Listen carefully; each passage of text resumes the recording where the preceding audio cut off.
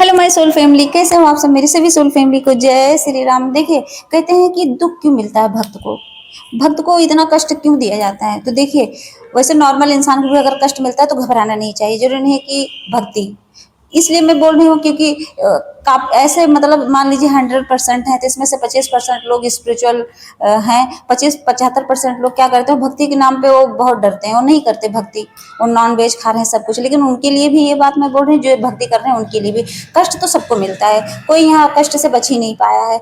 तो दूसरी बात ये है कि देखिए, कष्ट क्यों दिया जाता है। तो जैसे मान लीजिए कि अभी मान लीजिए कि आपके पेट में दर्द हो, अब इतना ज़्यादा पेन हो कि आपको कोई मेडिसिन खिलाया जाए और उससे आपका वो दर्द कम ना हो, तो आप क्या करोगे। तो आप डॉक्टर बुलाओगे, फिर डॉक्टर से क्या करोगे, इंजेक्शन लगवाओगे। तो इंजेक्शन जब लगवाते हैं तो वो इंजेक्शन, सोच रही है, उस पेट दर्द के लिए आपको एक अलग कष्ट दिया जाता है, एक अलग दर्द फील करवाया जाता है। कौन सा पे, जब वो इंजेक्शन लगाते हैं तो जो निडल होती है, जब वो चुभती है, मान लीजिए अभी निडल लगाए तो जो सुई चुभती है तो थोड़ा मोड़ा पेन तो होता है ना। बहुत लोग इंजेक्शन से बहुत डरते हैं, मैं भी बहुत डरती हूँ। तो उस जो पेट दर्द है, उस जो हाई है, इतना दर्द आपका बहुत तेज है, उस दर्द को कम करने के लिए तो छोटा सा दर्द दिया जाता है, वरना क्यों दिया जाता। तब वो जब वो छोटा दर्द आप बर्दाश्त कर लेते हो तो आप बड़े दर्द से बच जाते हो। इसका ये रीजन होता है। इसलिए जब आपके ऊपर कष्ट आए ना तो घबराइए मत। दूसरी बात ये है, आप कैंसर के पेशेंट को देख लीजिए, उससे ज्यादा कष्ट तो किसी को नहीं मिलता है। कैंसर जैसे किसी को हो जाए, चाहे माउथ कैंसर हो, चाहे किसी भी कोई भी भयंकर कैंसर होता है, तो उनको कीमोथेरेपी दी जाती है। कीमोथेरेपी क्यों दी जाती है, सोचिए, कष्ट ही तो है। इतना ज्यादा भयंकर कष्ट होता है ना, जाके आप किसी कैंसर पेशेंट से मिलके आइए और उनसे पूछिए कि भाई कितना दर्द होता है। अपनी तकलीफ जब बताएंगे ना तो आपको दया आएगी, आपकी आंखों में आंसू आएगा, उनके बाल तक झड़ जाते हैं। और हर लगातार कभी कभी देते हैं जब नहीं होता, वरना गैप गैप करके ही देते हैं, ज़्यादा लगातार तो नहीं करते।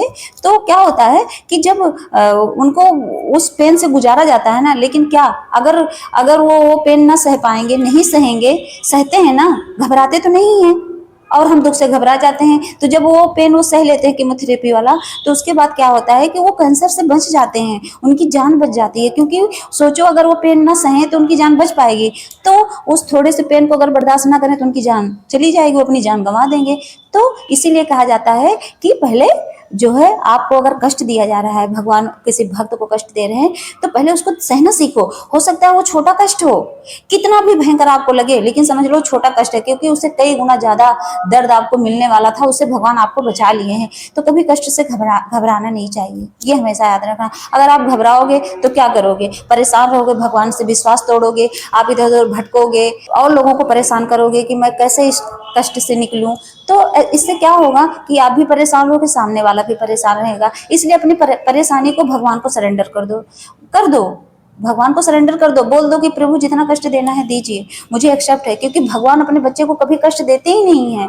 भगवान उस कष्ट से आप अगर गुजार रहे हैं तो समझ लीजिए कि आपके ऊपर उससे कई हजार गुना ज्यादा कष्ट था, उस कष्ट से निकालने के लिए वो कष्ट दिया जा रहा है। तो इससे कभी घबराना नहीं चाहिए, भगवान पे हमेशा विश्वास बना के रखना चाहिए। मैं इसलिए ये सब बोलती हूँ कि आप भगवान पे विश्वास करना कब सीखेंगे, कब आपको लगेगा कि हाँ, ये जो मतलब मैं, ये जो छोटी सी हाइट की एक इंसान है, आपकी आप ही की समझ लीजिए सोल फैमिली हूँ।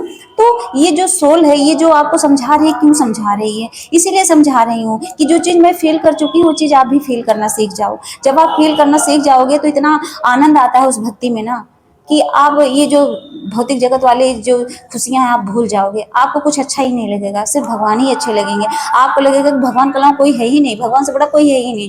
जिस दिन आप ये फील करना सीख जाओगे तो समझ लो भगवान क्या करेंगे, भगवान आपका साथ देना शुरू करेंगे, हर पल आपके साथ खड़े रहेंगे। जैसा लगेगा, मैं यहाँ बोलती हूँ, जैसा लगता है पीछे खड़े हैं, मेरे सर पे उनका हाथ है। ये फील करना सीख जाओगे आप। और जब ऐसा फील होता है तो क्या लगता है, जैसे लगता है आत्मा और परमात्मा का मिलन हो जाता है।